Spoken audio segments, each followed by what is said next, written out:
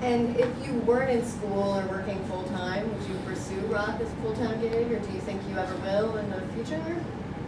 I'm doing it. Just saying.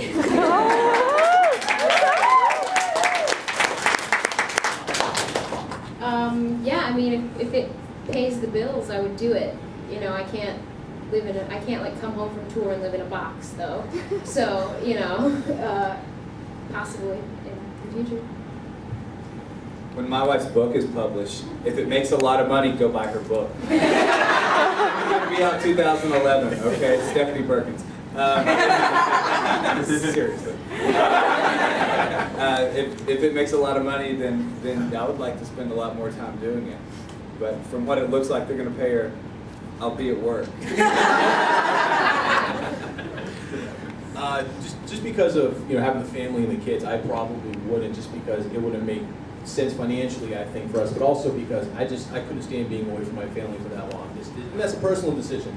There are a lot of Wizard Rockers who do a lot of shows and have families, and I applaud them tremendously, and I think it's great they can keep their families involved. And I keep my family as involved as I can, but for me, being able to travel a lot, enough to make money off of Wizard Rock to help support them, I don't know if I'd be able to. And I mean, tonight, I'm going to call my kids to say goodnight before I play tonight. So, I mean, imagine doing that for like 3 months. I couldn't do it, so. Oh, my babies.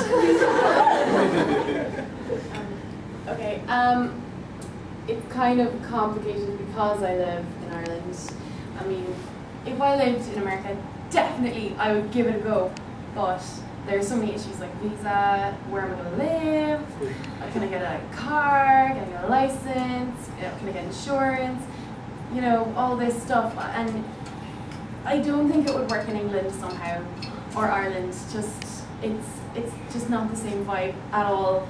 It's really hard to get people to come to shows, and we make a fair effort at it, like, we really do.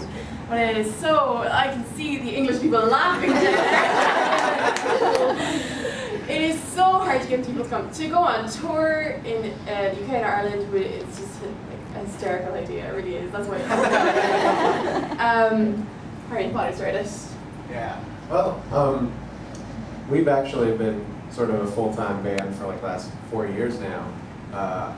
It was just about 4 years ago that I quit my day job, and Joe had just graduated high school, and we just hit the road, and we're on tour for like 2 straight years almost. And now things have cooled down, but you know, if you're at a point where you can support yourself doing something you love, I think that's the kind of chance you have to take.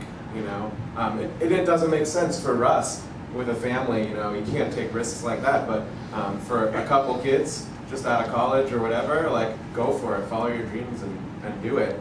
And you don't need a lot of money to survive. So especially if you're touring around a lot and people are willing to take you into their home and feed you. And hot dogs are cheap. Can I just finish up by saying that I would try it, I really would. Like, if I could figure out the logistics, but I would try it for a while, yeah, definitely. Real quick, we're just going to go back to the first section and ask Paul specifically this question. I'm going to steal your seat real briefly.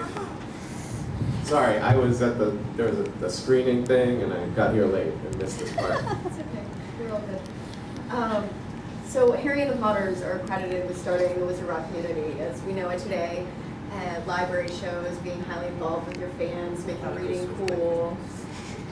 At what point did you realize that you could use this power for good? Was it before you co-founded the HPA, or was that sort of the start of it? Well, yeah, let's see. Honestly, the HPA started before there were any other real Wizard Rock bands to speak of. Andrew came to me with the idea, it was like 4 years ago that I first met Andrew Slack.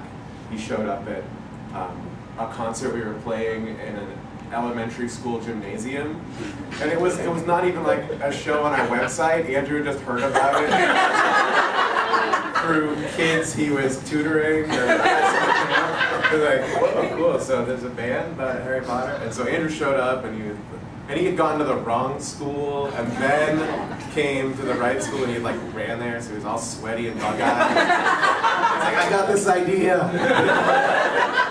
I was like, okay, dude. But he gave me his card, and we just started emailing about it and talking on the phone about this idea.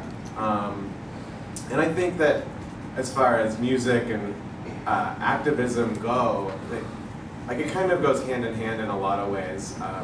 You know, artists and musicians tend to have their finger on the pulse of social consciousness in a lot of ways, and it's easy to translate those things through music.